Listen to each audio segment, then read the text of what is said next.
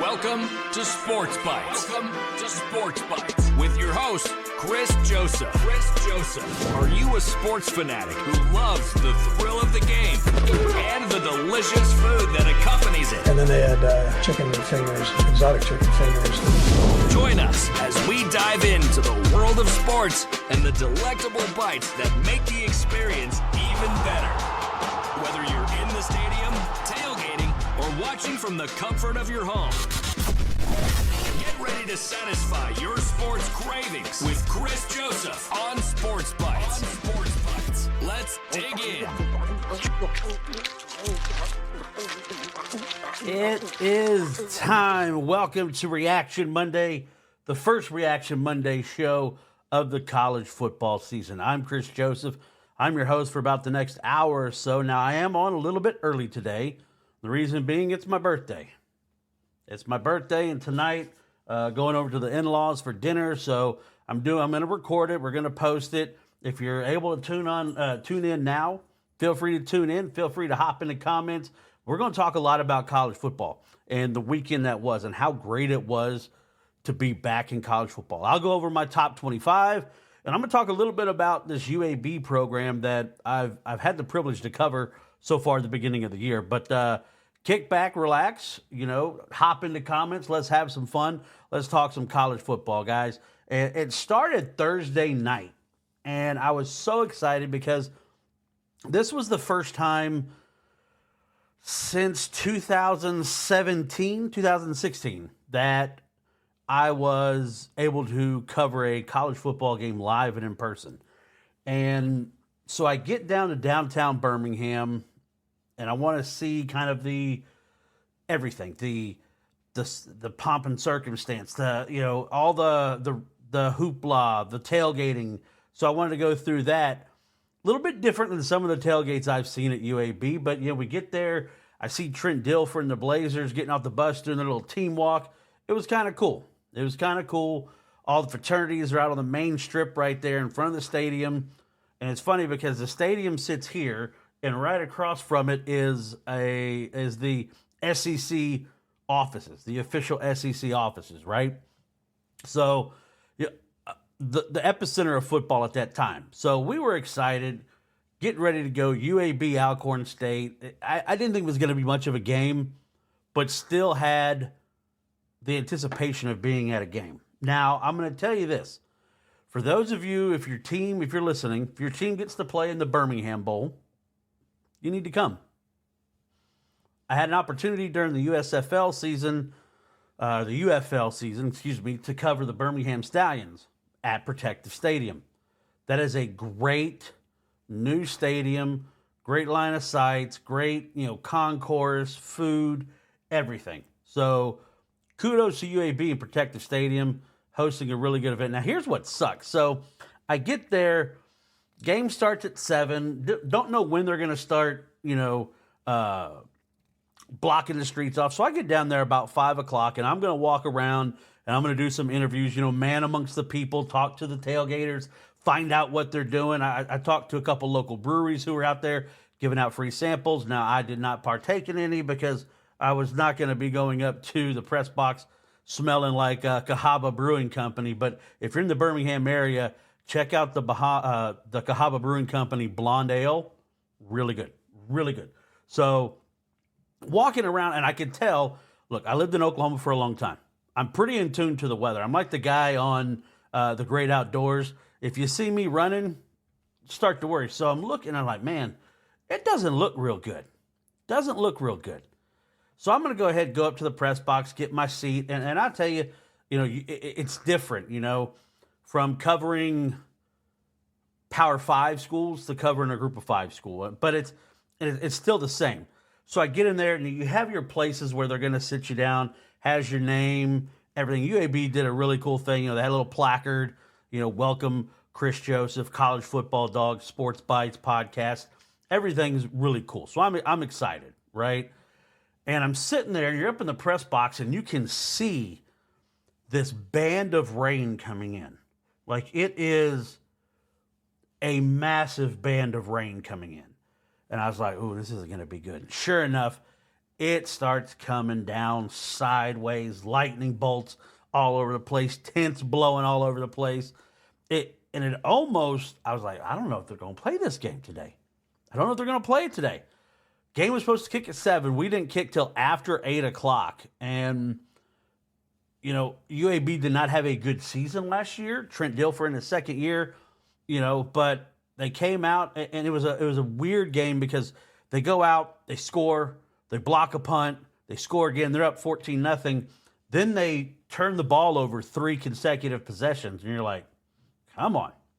But UAB ends up winning really comfortable. Their defense played well, which was kind of a sore point for them last year. Special teams, you know, Cam Shanks had a punt return, and now, like this morning. So this morning I had a really good opportunity. I'm going to post a video later. Coach Dilfer is doing this thing called Coffee with the Coach. And so about 8:45, 9 o'clock this morning, I go up to the UAB football operations office and get us sitting there and as he has his press conference. And I tell you what I've learned so far about Trent Dilfer.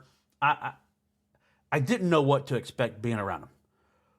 He answered a phone call from his grandkid during the press conference. He, from everything I've seen since I've been there, the consummate family man, cares about his kids, cares about his team. But, you know, his little grandson's building something, and there's Trent Dilfer in the middle of the press conference talking about the first game victory over Alcorn State, and then heading to play ULM this week, which for the Oklahoma fans know, that's where General Booty's at now at quarterback. And I had a chance, I asked Coach Dilfer, how hard was it to prepare for a quarterback who's been in college for a while, but you have very little tape on? But again, there's a lot going on with that ULM UAB game. It was a lot of fun. It was a lot of fun. I'll post some videos.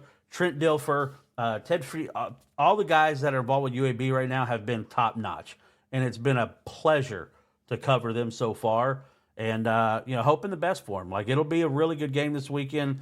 They play ULM out there, and we'll see what General Booty can do. But if you guys are watching, I need you guys to do me a favor. It's my birthday, so I've got a birthday wish for you. If you're watching this, go ahead, hit the like button. Go ahead, look down here on the bottom. All the socials. X, TikTok, YouTube. Now, for what I'm going to be doing on YouTube, with the show being called Sports Bites, right? I'm going to start doing a little 30-minute blast, around 30 minutes, ACC bites, Big 10 bites, Big 12 bites, so on and so forth, and put those out throughout the week. But go ahead, subscribe to that YouTube channel. Hit that like button. Hit that follow button. Share it with somebody. If you like good sports talk, man, hop into chats. Well, you know, it's kind of like back when I did radio. We'll take your phone calls. I will take your phone calls. I'm trying to get that set up through Podbean, actually. To tell you the truth, I'm trying to get that set up through Podbean to where you can actually get phone calls in. I would love to go back to taking phone calls. I love caller-based radio and the interaction with fans. To get, you know, sometimes people a little crazy, but that's part of it. It's part of the fun. You have a good time with it. So for those, you've got 2 likes in there right now. Thank you guys for all your support. But go to all the socials right here. I've got content everywhere. TikTok, I usually put polls out every day. I've got videos from the press conferences, from the field when I was there, hoping to get everything done, you know, and get to cover some University of Alabama football games later this year. But again, Thursday night was the start of the season for me. I know week 0, people were talking about week 0, but man, Thursday night was amazing for me. And I just love, because I get to the stadium, you know, watching all the games, and I was like, okay, what are we gonna do as we're peeking around?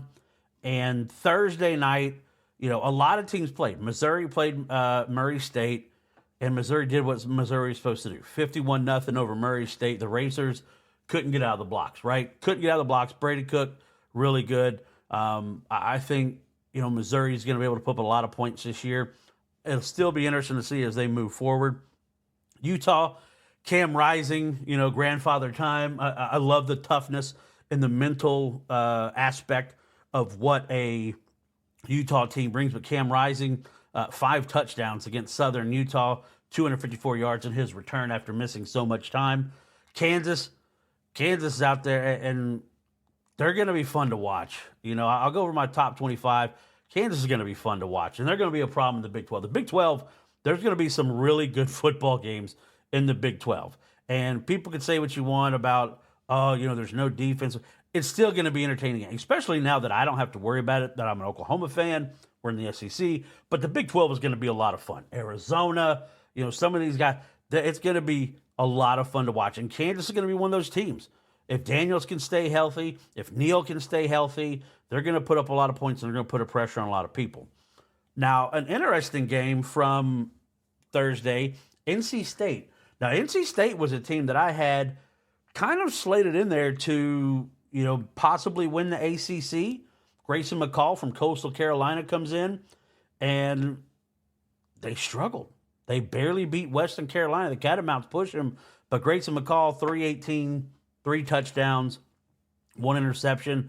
They finally got the ground game going with Waters, had 20 carries, 123 yards, 2 touchdowns. So, again, big matchup for North Carolina State this weekend. Tennessee. Tennessee is the real deal, guys. We're going to talk about Tennessee. Rutgers beats Howard. Wake Forest beats North Carolina A&T.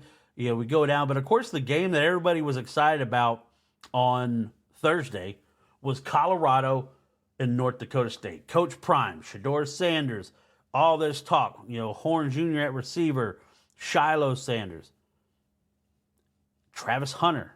A lot of talent on the field. And I'll say this, I don't like what Coach Prime did to the reporter. Obviously doing what I do, getting a chance to talk to coaches.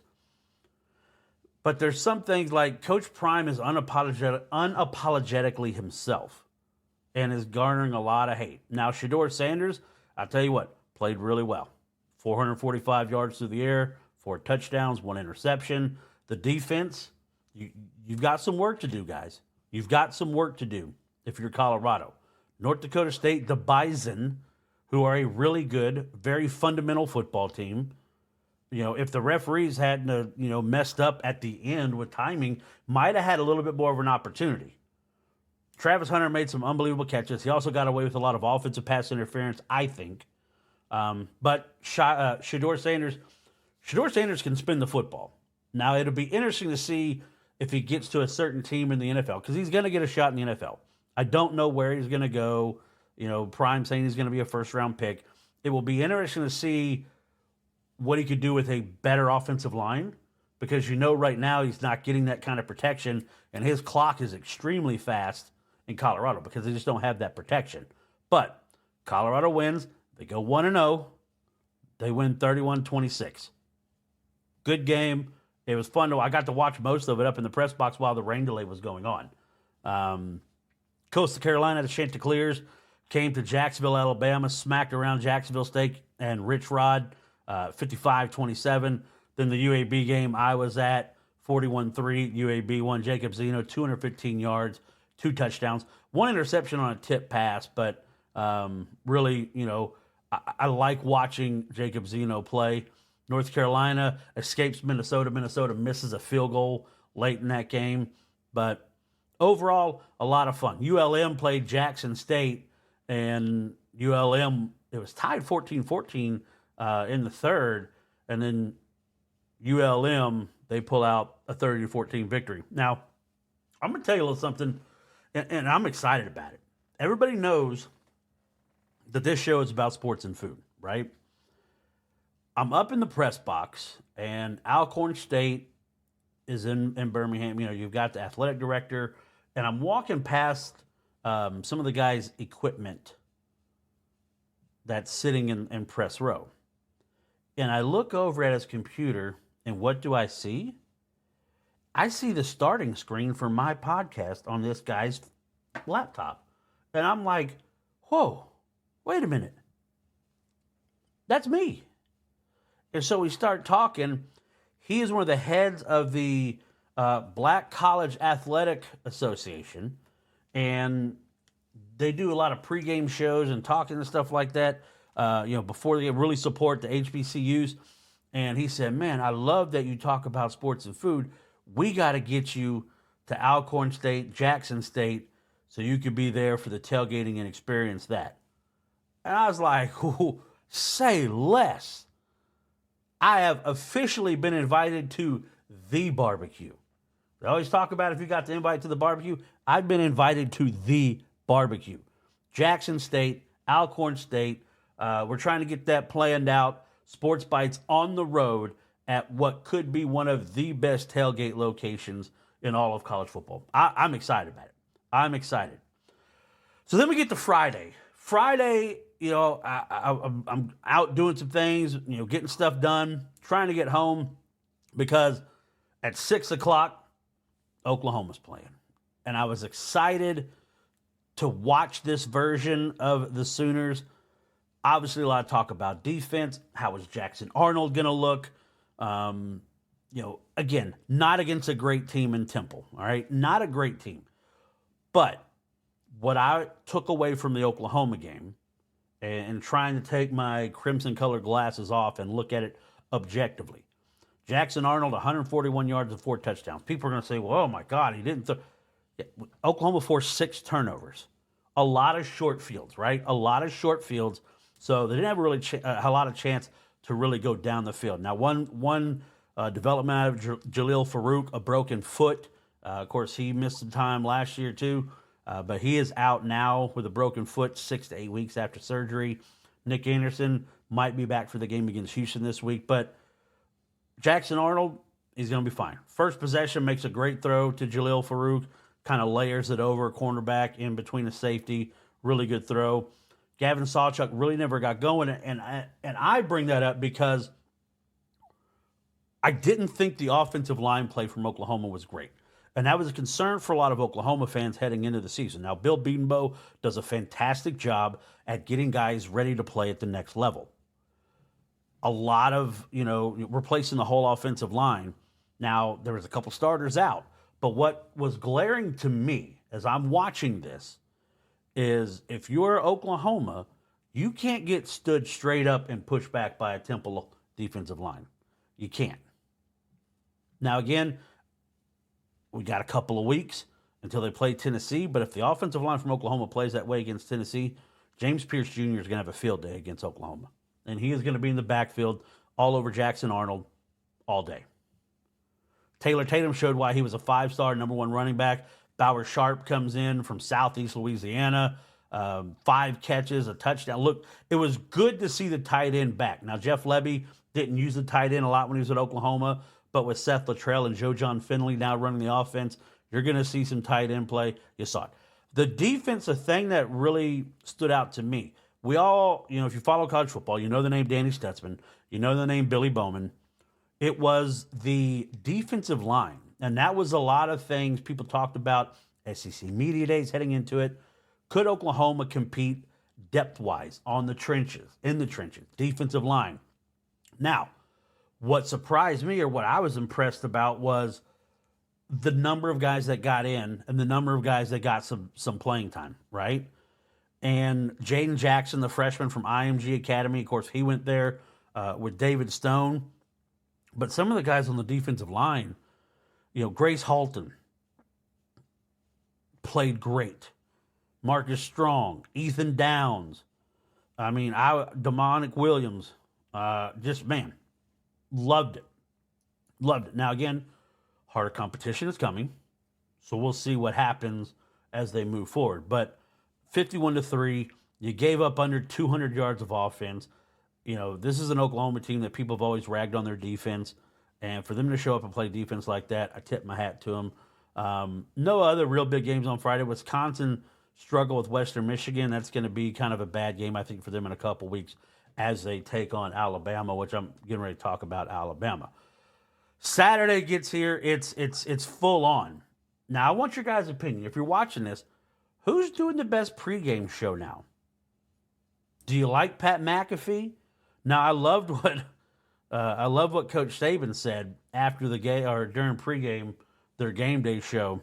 And he's like, "Yeah, you're paying $20 million guys or $20 million, but if you're paying $20 million to the wrong guys, you ain't got shit."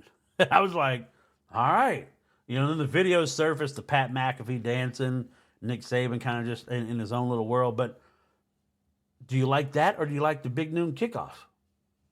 Where are you guys at? It used to be game day was it. Game day was it. But now you got some competition. We'll see. But Georgia Clemson, really interesting match. It's 6-0 at half, and you're like, wait, what? Mike Bobo does a really good job opening up the playbook in the second half. Georgia really gets going. I thought they really did a good job attacking Clemson on the perimeter. Georgia realized, hey, we have more athletes, we have more speed. We're going to beat you to the boundary. And that's what they did. Carson Beck, 278 yards, 2 touchdowns. And I tell you what, they're going to be a tough out. Here in a couple weeks when Alabama and Georgia play, Malachi Starks, a fantastic interception. I mean, Georgia's defense is going to be pretty good. Now, I'll say this. For me, Cade Klubnik is along the lines of a DJ Uiagalelei. I don't think he has it. He doesn't have it. He's not that guy. And, I upset some people on a message board when someone asked about Dabo and his potential. And I said, I just don't know if grassroots recruiting can get it done anymore. And I have people, well, we're one of the, least revenue schools and small school. And okay, but you're Clemson. You've played for the national championship multiple times. You've won multiple national championships. You've got generational talent to come in and play quarterback. That's not the game anymore, though. It's NIL. It's transfer portal. And if you're not going to play that game, are you going to get left behind? Now, it'll be interesting to see as Clemson moves on to the ACC with Florida State. Now, of course, this is recorded earlier. So Florida State, Boston College is tonight. I don't know what's going to happen. Last year, Boston College gave Florida State all they could handle. Gave them all they could handle. And that was with Jordan Travis and all those superstars.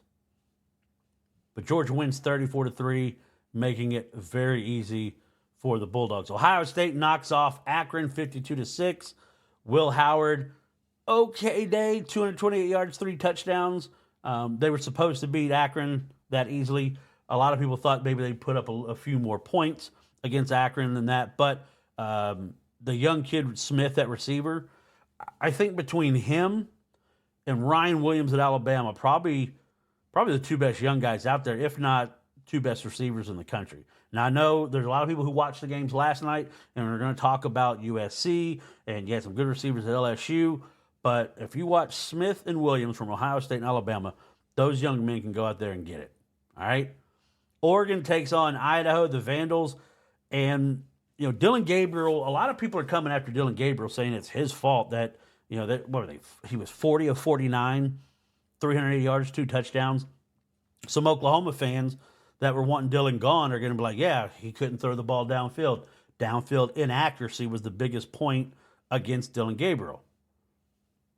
I didn't see him go downfield that much. They struggled with Idaho with a 24-14 victory. Now, again, it's all new. Dan Lanning, he's chirping. I still think Oregon is going to be there at the end. Still think they're one of the best teams in the Big Ten. We'll see how they move forward.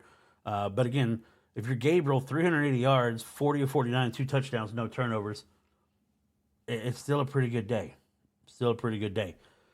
Quinn Ewers and the Longhorns go out and they rough up Jay Norvell and the Colorado State Rams. Ewers, 260 yards, 3 touchdowns. You got to see Arch Manning come in and play a little bit. Isaiah Bond, extremely fast. And I think Texas is going to be a problem for some people. They went out and did what they were supposed to do in that game. I have a couple people that I know that are Texas fans. A really good friend of mine named James out in Oklahoma, big Texas fan. We talk back and forth. He's like, you're one of the only Oklahoma fans I can talk football with. And I always appreciate the banter. And I asked him, I was like, are you guys going to cover the spread? And he said, no. I was like, okay. Is USC the second best team in the Big Ten? That is an outstanding question. And that's part of what, thank you for that, Matt. Go ahead, like, subscribe, follow, man. There's going to be a lot of good content. But what's interesting about that question, and this is Reaction Monday, so there's overreactions, there's underreactions. I'll tell you this much. It looked different for USC, right? It looked different. Defense looked different. Miller Moss stepped in, made plays, And again, I'm not saying that they're not going to miss Caleb Williams. Generational talent. Loved watching him at Oklahoma. But Miller Moss stepped in that big. Everyone's like, well, it was the bowl game. Okay, here you are. All the pressure, all the talk about it. Miller Moss comes out there, plays fantastic. Zachariah Branch is one of the most dangerous players I've seen in football since, you think about Percy Harvin, DeAnthony at Oregon, guys like that. Zachariah Branch is a threat every time he touches the ball from anywhere on the field, right? If you look at the Big Ten, I'm not sold on Will Howard being the quarterback at Ohio State, right? I'm not sold on Will Howard. Michigan struggled. I don't think Sharon Moore and those guys know what they want to do identity-wise for a quarterback yet. You had Orji and the other guy coming in, the two-quarterback system. I think if you're Michigan and, you're looking at that, Matt, USC defense was terrible last season. It might be. And look, as an Oklahoma guy, believe me, I was very surprised that Lincoln let his defensive coordinator go. Because everyone talked about him. We all know he's a great offensive mind. He's a great offensive mind. Never take that away from him. Really didn't focus on defense. You go back to that 2016 Rose Bowl against Georgia for Oklahoma. Just lack of defense. But like I said, Matt, last night it looked different. Getting to the ball as a team. Driving them backwards when they weren't like pawing at the ball and letting guys run for. Like when they come to hit you, they hit you. And it did. When you watch it, if you're a fan of football, you can't watch that game last night and not say that USC's defense is not different. Now, again, it's one game. But everyone kept talking about how Nussmeier was going to be able to step right in for Virginia. And they had some success, And, yeah, he said LSU can't win the big games. Well, obviously under Brian Kelly, they can't win the big games. I'm excited about being in the SEC, but right now, if I had to bet, a guess, and get to your original question, I kind of got on a little diatribe there. Is USC the second best team in the Big Ten? Right now, they have the best win. So if I'm putting a power ranking out there, I probably have USC as the number one team in the Big Ten. Again, it's Reaction Monday. People are going to say what they want to say. But as far as you look at the Big Ten games, that's the best victory, I think. West Virginia did not play as well as I thought they were going to play. I mean, Penn State, Drew Aller, okay. Iowa, kudos. You finally decided to score some points. We'll see if that, makes its way towards other games this year. I don't know. But if I had to go right now, I would probably say USC is the number one team in the Big Ten. Again, just power rankings on what I saw. Just power rankings. And speaking of the SEC, Alabama, a little liquid death. Alabama, I was at a press conference for Kalen DeBoer a couple weeks ago before the start of the season. I was down there in Tuscaloosa. And, there's a lot of people who thought Kalen wasn't going to get it done here in Tuscaloosa. Kalen has never lost anywhere he's been. He's always been victorious. And to get guys like Jalen Milroe to stick around, some of those guys, Justice Haynes, he's finally, he showed in that game against Western Kentucky what I thought he could be last year, 4 carries, 102 yards. Ryan Williams is lightning in a bottle. I'm writing an article, stay tuned to the College Football Dogs and all my socials. Is Williams the next great Alabama receiver? In the lines of, again, built different, but guys like Julio, Devonta, Ruggs, those guys were so good. Is Williams the next in line to be? Alabama goes out and absolutely does what they were supposed to do. TJ Finley looked terrible for Western Kentucky, but Alabama played 2 plays. There's 2 plays that Alabama had that would cause some concern. Caden Proctor got absolutely mauled early in the game, and that resulted in a sack fumble. Now, they were able to recover that. But that was a problem that Caden Proctor had last year. If you think back to that South Florida game, really quick, twitchy, bendable guys off the edge give Caden Proctor a problem. Are we surprised about Alabama? I think, Matt, I think that's what I had them. I think I had them at 11-1 this year. They haven't missed a beat, man. They haven't missed a beat. Keon Saab comes in from Michigan, 2 interceptions. It's like Caleb Downs who? But they go out 63-0. Kalen DeBoer gets his first win, and, they do everything they're supposed to do. Alabama's not going to miss a step, guys. I know there's some people hoping that they would falter. They haven't. They haven't, right? Ole Miss and Furman, Jackson Dart, Jackson Dart had himself a ball game. 418 yards, 5 touchdowns. I think that was all in the first half, too. Which, it's funny, again, joking being an Oklahoma fan, I think that broke the record that Joe Burrow set in that Peach Bowl when they just decimated Oklahoma. But Jackson Dart, I've talked about Ole Miss this year, saying this is kind of a make or break year, I feel, for Lane Kiffin because of Jackson Dart coming back, because of what they've done in the transfer portal and NIL. I think this is a pushing all the chips in. I'll be very interested to see what happens down the road if Lane doesn't have the success. If Lane doesn't have that success, what's it gonna mean for Lane? Big year for Brock Vanderbilt for Kentucky. Can Kentucky go 9-3 or no worse than 8-4? I need to break that schedule down, Matt. That's a great question, and I'll get to Kentucky here in just a minute. Notre Dame, A&M, very lackluster game. Riley Leonard wasn't impressive. Connor Wegman, everyone talking about this guy being, potential first-round quarterback. I didn't see it. It was like, it looked like those sumo wrestlers going at it. But here's the thing. Notre Dame now has a win against an SEC opponent, and their schedule is shit. Northern Illinois, Purdue, Miami, Louisville could be a challenge. Stanford, Georgia Tech, maybe. I think they said the lowest chance they have to win a game for the remainder of the year is that USC game at the end of the year. Now, that's going to be really intriguing to see, where they stand, but their schedule is so soft, so easy, and it's like they're just kind of set to make a run at the playoffs, and it sucks because other teams are having a much tougher road. Join a conference, Notre Dame. Join a conference. Penn State, West Virginia, Drew Aller, 216, 3 touchdowns. Long rain delay. I don't want to say blame it on the rain delay, but I think the rain delay really affected how West Virginia came out and played after that. And Penn State, 34-12 win. I still hold and wait pattern for James Franklin and the Nittany Lions, so we'll see. Michigan, Fresno State. Michigan struggled with Fresno State. Had to get a pick six late in the game to kind of move forward and get that victory over Fresno State. And just wasn't a good showing. And you could tell the fans were a little upset. I took a picture of one of the girls in the crowd, and there was a guy doing the surrender cobra behind her, and it was like the look you have when you realize you miss Connor Stallions. And we'll talk about that too. Tennessee played Chattanooga, and guys, I'm going to tell you what, man. Nico Iamaleava and the Tennessee offense, they go.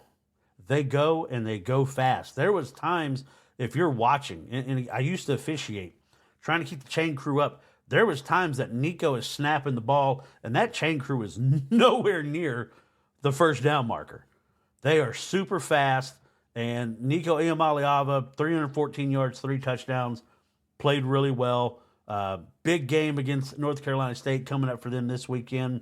That's going to be a Saturday night game. I'll be tuned into that, kind of see two really good football teams kind of square off against each other. Oklahoma State, South Dakota State, a mix of both. Ollie Gordon, again, I always say I hate giving Oklahoma State and Texas any credit, but Ollie Gordon's one of the best running backs in the country. 27 carries, 104 yards, 2 touchdowns against the Jackrabbits, of course, the defending FCS champions. Bowman at quarterback, 267, 3 touchdowns. A little bit closer. Oklahoma State uses a 21-point third quarter kind of pull away from them. Big game for Oklahoma State this week as they host Arkansas. Arkansas put up 70 points with Tylen Green coming in after they beat Arkansas Pine Bluff. I think we'll get to know a little bit more about both teams after we see this game. Now, they also say, you always hear that the people saying you see the biggest improvement in teams from week 1 to week 2.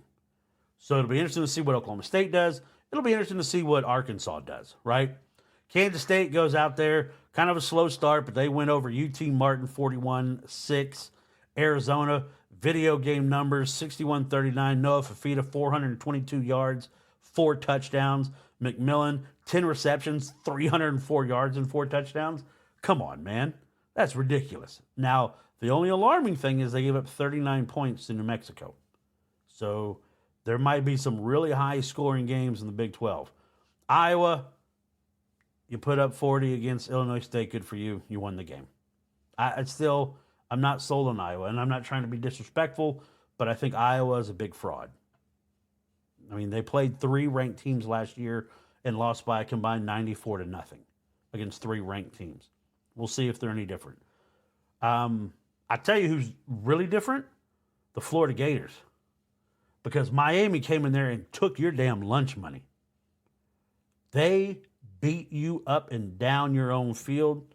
Cam Ward transferred in, looks great. I'm going to tell you another guy who played exceptionally well for Miami was the Tennessee transfer, Tyler Barron, on the defensive line. Jaden Harris all over the place, 7 tackles. But Cam Ward, 26-35, 385 yards, 3 touchdowns, 3 carries for 33 yards on the ground. You know, Xavier Restrepo, 7 catches, 112 yards. And they absolutely bullied Florida the entire game. They went to the swamp and just took their soul. There's been so many videos posted from Florida fans lately that it's really cracked me up.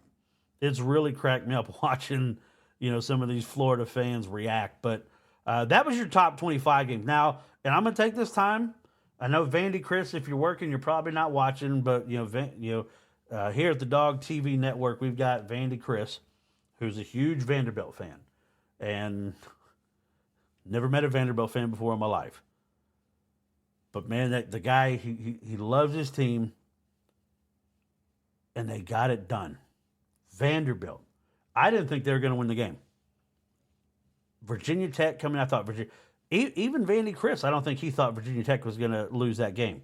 With the amount of returning production for Virginia Tech, what Vanderbilt had, there's a lot of people who thought, I had Virginia Tech in my top 25 in my first preseason top 25. I had them at 25, just thinking what they're going to do. But Vanderbilt, Diego Pavia played exceptionally well. Now, Clark Lee tried to give the game away, but when plays needed to be made, Vanderbilt made the plays. Now, I don't know what that's going to translate into an SEC play, but it's been a long time since, and a lot of people said that. It's been a long time since Vanderbilt had that kind of team to where if they needed to, they can make plays. In the SEC, South Carolina struggled with Old Dominion. Not a good look for Beamer. Mississippi State, man, Blake Shapen. I've told people from the beginning, watch out for Mississippi State. If Blake Shapen can handle that offense, they might be a problem for some people. He did a good job getting out. His mesh points are really good. He understands that offense. 247 yards, 3 touchdowns. And they got some guys on the outside that could really just go get it. But trying to think, get back to Kentucky. Yeah, Matt Short talked about Kentucky. They beat Southern Miss. Brock Vandegrift, 169 yards, 3 touchdowns, 1 interception. Looking at their schedule, let's look at their schedule. South Carolina, and the game's at home. If I'm guessing right now, I say they beat South Carolina. That's my guess. Georgia, I say that's a loss. So there they are at 2-1. They play Ohio. They should beat the Bobcats. They're at 3-1. At Ole Miss, I don't think they have the offense to keep up with Ole Miss. So now they're 3-2. Vanderbilt, I think, is a win, 4-2. Florida's a win, 5-2. At home against Auburn, that is a really interesting game. And it's hard. I don't know what Auburn's going to have. I mean, they played well against Alabama A&M. I'm going to go see them play the end of September when they play Oklahoma to really see it in person. Peyton Thorne, you heard Hugh Freeze talk about missed some open opportunities. In Kentucky, I'll give the edge to Kentucky. So that's 1, 2, 3, 4, 5, 6-2 so far. All right, if I'm picking Tennessee, I don't think they could beat Tennessee. That's 6-3. Murray State, that's 7-3. Texas, you're at 7-4. And Louisville's going to be it's a rivalry game. It's at home, so rivalry game at home. I give the edge to Kentucky. So, I think 8-4 is doable. I mean, obviously you've got some of the top teams in the country. I mean, you play Georgia, Ole Miss, Tennessee, and Texas. 4 of the top 15 teams in the country. That's what Kentucky has in front of them. And look, I'm a big Mark Stoops fan. Had a buddy of mine that was the defensive coordinator at Kentucky for a couple years. He's a former teammate of mine. And, so I always hope Kentucky does well. Obviously, the Stoops connection, I used to see Mark when they were off. He would come to Oklahoma games and hang out with Bob and, always want the best. But what Mark Stoops has done is he has secured himself a really good gig because he's getting championship pay without championship expectation. Because you go 8-4, hey. Now here's the thing: in the SEC, if you go 9-3, you're still possibly in talks for a playoff spot. Now it depends on when and where those losses are and who they're against. But tough, I think, Matt. I think 8-4 is a pretty, and that's what I have Oklahoma. I think 8-4 is a pretty good goal. Now again, I want to see next week. That improvement, can they stop Sellers from South Carolina? Can they get more offense and really push them? So I do like Kentucky in that game. I wonder what the spread is on that game. But, yeah, SEC-wise, if you're talking about, all the teams that played, the power rankings, if you want to power rank the SEC, obviously Georgia's number 1. I would say Alabama 2. Texas 3, Ole Miss 4, probably Tennessee 5, Oklahoma 6, Kentucky 7, Auburn 8, looking around there. I mean, Vanderbilt, again, I give all the credit on victories. When you're looking at like these power rankings, Vanderbilt won.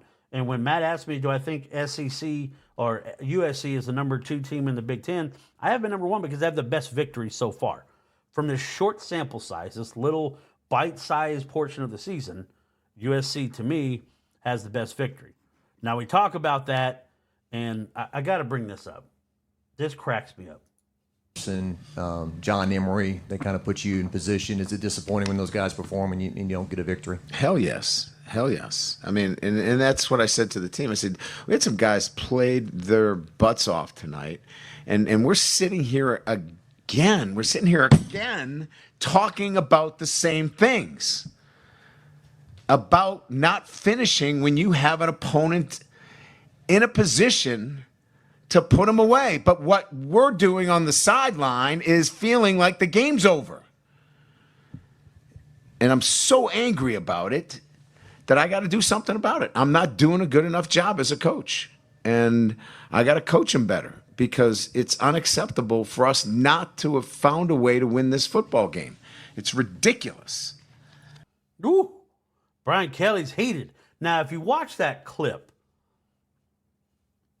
the table slam looked premeditated. Like when he pulled his hand out from his folded arms. But again, a very entertaining game last night. Really don't care about either team. But Garrett Nussmeier, 29 of 38, 304 yards, 2 touchdowns, interception at the end of the game. Miller Moss, 27 of 36, 378 yards. Kyron Hudson made catch after catch. Zachariah Branch made extremely great plays. Jacoby Lane, Lake McCree. There's a lot of talent on that USC offense. Running the ball, Woody Marks. He's the one that ends up winning the game. They call him Woody because he liked Toy Story so much. So Woody Marks out there. But again, let's not take anything away from LSU and their offense. John Emery, who I think someone said John Emery was taking handoffs from Joe Burrow. Why is he still there? But 10 carries, 61 yards. Nussmeier played, exceptionally well.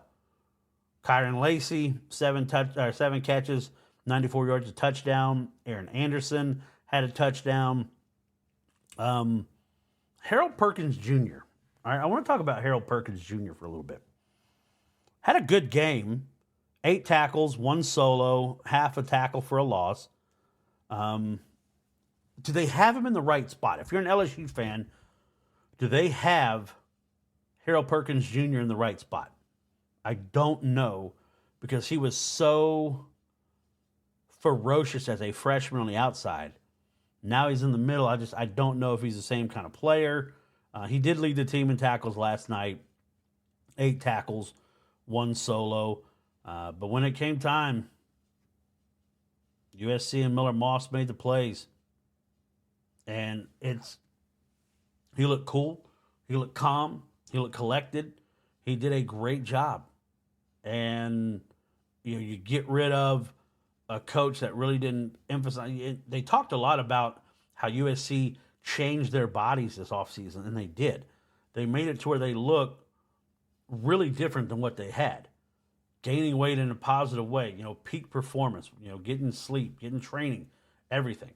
Now, LSU is going to be a good team. I'll see. I don't know what Brian Kelly's going to do. Banging his fist, getting all emotional. I don't know. Can't win an opening game. And like they said, he's got to do a better job coaching him. He doesn't know what he's going to do, but he's got to do something. Got to get it to change, right? Okay, cool. Florida State plays tonight. Now, how comfortable does Florida State feel as they take on the Boston College Eagles? Now, Boston College, their first game of the season. We all know what happened with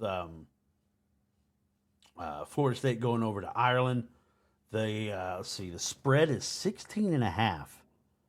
16.5 for Florida State. And, I don't know. But Boston College, put a scare into Florida State last year. DJ Uiagalelei, not that. They're going to have to let him try and go deep, right? They're going to have to let him try to push the ball down the field. They're going to have to.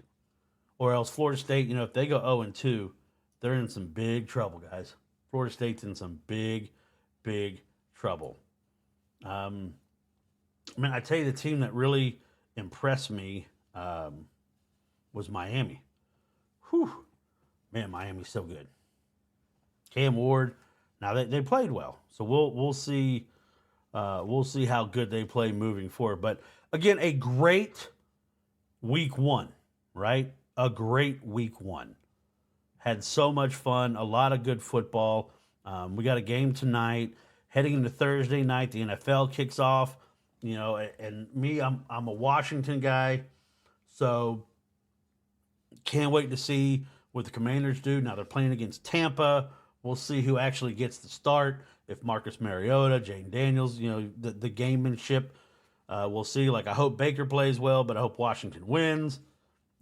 Torn, but it'll be fun to have pro football as well. That'll kick off on Thursday night. But tonight, the game, I like Florida State, but I don't like them covering the spread. I think the game is closer than the 16.5 points. And kudos to Georgia Tech.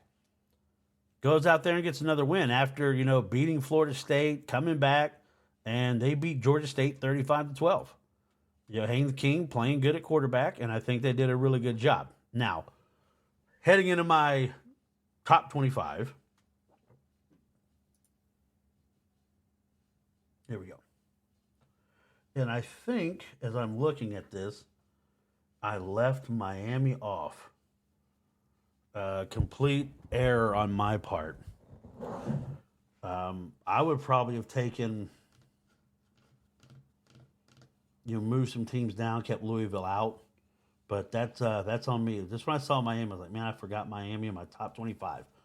But we'll go with this. My top 25, I've got Georgia at 1, Bama at 2, Ohio State at 3, Oregon at 4. Ohio State at 4, Oregon at 5, Ole Miss 6, Penn State 7, Michigan at number 8, Notre Dame 9, Tennessee 10, USC 11, Utah 12, Missouri at 13, Kansas State at 14, Clemson at 15, Oklahoma at 16, Florida State, Kansas, Arizona, NC State, Oklahoma State, Boise State, A&M. I kept them in there. I should have probably taken them out too, A&M and Louisville. Georgia Tech got them in the top 25, and Louisville. But again, that's on me. I apologize. I missed Miami in my top 25. Oh, that's terrible. Now, as we get ready to wrap up this Labor Day show, again, I thank everybody for all the support, everybody that comes in, chats. Matt, I appreciate you hopping in. Pleasure to meet you. Thank you for coming into the broadcast today. A lot more content coming. Again, I'll be cutting my 30-minute little bite-sized portions for each conference.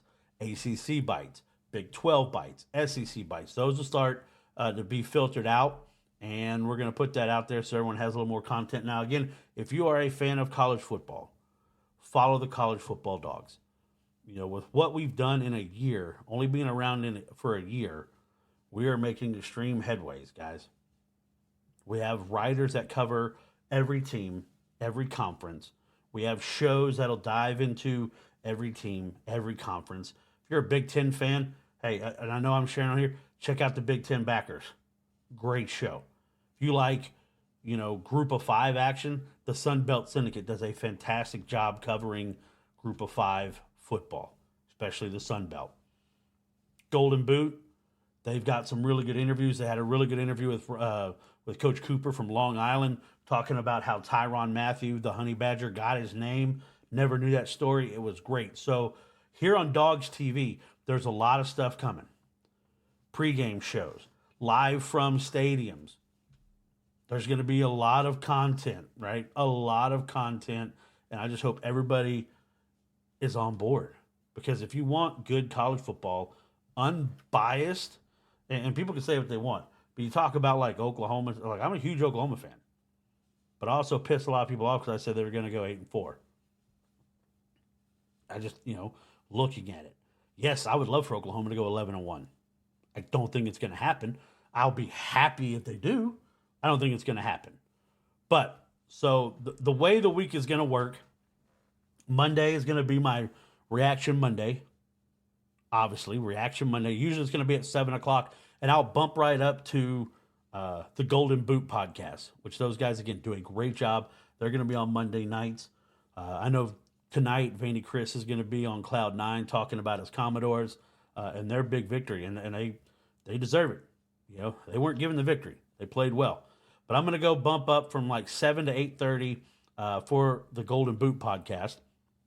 Then I'll be back on live on Friday for like a preview of the weekend games. And we'll talk some, when MACtion starts, we'll talk about what we saw throughout the week, kind of dive into some of the NFL. But throughout the week, later today, Tuesday, Wednesday, Thursday, Friday is when those little small conference ones are going to kind of pop out. And people trying to call me on my birthday, and I'm live right now. Guys, I appreciate it. I'll call you back. Give me 1 second. I'm almost done with my hour on the radio. But before I get out, I said we talk about food all the time. And Dominic Ambrose, who I had on, covers the ACC for the College Football Dogs, was at Clemson, Georgia. And he was kind of telling me about the food that was going on there. Said they had a really good breakfast and then kind of went cheap on like some Aramark nachos and wasn't that great. And myself, I have to give UAB some credit, right? And again, it's different. Now, I always tell people when I was at Oklahoma and I was covering Oklahoma, we would do a pregame show on Campus Corner from a store called Balfour & Norman's. Jerry and Libby, great people out there. If you're an Oklahoma fan, go support Jerry and Libby. We would do our pregame show, 3 hours of pregame, that would start 4 hours before the game started. Now, when that pregame show was over, I would break down all the equipment, take it across the street to O'Connell's Irish Bar and Grill. All right? That's where we did the postgame show. I would pre-stage everything for the postgame show. Then I would walk right next door was a Jimmy John's. And I would get a gigantic, the Gigantor sandwich. I put that in my backpack, walked to the stadium, because by the time I got to the stadium, the medium meal was gone or cold, not that, So I started to bring a sandwich, and was like, man, that's a great idea. I should start this. I'd always bring the gigantic sandwich in there, eat that, had some free soda and all that. But it's always fun. They had, cookies at halftime. So nothing for the UFL, but we had access to the soda fountain, so that was good. But UAB, I was like, all right, I wonder what they're going to do for food. How they're going to take care of you. And I thought they did a great job.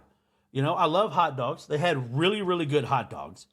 What really took it up a level was they had like individual things of slaw. Now, I don't know about you. I don't know if you like, vinegary slaw, if you like more, thick, stuck together slaw. This slaw was great. I had a couple hot dogs, put some slaw on there, had some, the classic yellow bag Lay's potato chips, and they had moon pies. Little individual, they weren't the regular size, but little individual moon pies, and I got a chocolate moon pie and I got a banana one. And it was great. I enjoyed it. Now, at halftime, I went down and got a cheeseburger and some chili cheese fries that I bought myself from the concession stand. And I'll tell you this, for concession food, the cheeseburger was pretty good. The fries were good. Chili was not that good. That's probably the lowest. On a scale of 10, I'd probably give that probably a 6. But the fries were good. The cheese on the fries was good. And like I said, had access to, fountain drinks and stuff like that. Was able to have some Coke Zero, trying to stay away from the sugary stuff. There was bottled water, everything. So again, kudos. Great job. I'll be interested to see if I do get approved to go to Alabama, what the Crimson Tide do for their, media food. Now, during basketball games, I would get there enough time, and some of the stuff that the Oklahoma Food Services would do was pretty good. But I just never got there enough time for football, so I'd always get the sandwich. But, guys, I appreciate it. If for those that are watching, when you listen, if we're friends on Facebook and you've messaged me, happy birthday. I know a lot of people will always make the post and say, it means a lot to me that everybody said hello and happy. It does. It means a lot. And for everybody that took the time to say happy birthday, thank you. For those of you who took the time out of your day on this holiday to watch the show, thank you. If you participated, I appreciate it. Just do me a favor. Look at all the socials down there. All of them, right? Like, share, follow, subscribe, interact. It's going to be a fun football season, guys. It's going to be a fun football season. And I just hope everybody is ready, because it's just begun. Until next time, everybody, this is Chris Joseph with the Sports Bites podcast. Remember to always positively move forward. Have a great day, guys. Thanks for joining us on this delicious journey through the world of sports and food on Sports Bites. With your host, Chris Joseph. We hope you've enjoyed the game day stories and culinary adventures. Don't forget to hit that subscribe button. And if you've got any mouth-watering sports-related tales or favorite game day recipes, share them with us on social media. Until next time, remember, it's not just about the game. It's about the bites that make it unforgettable. Stay hungry for more Sports Bites.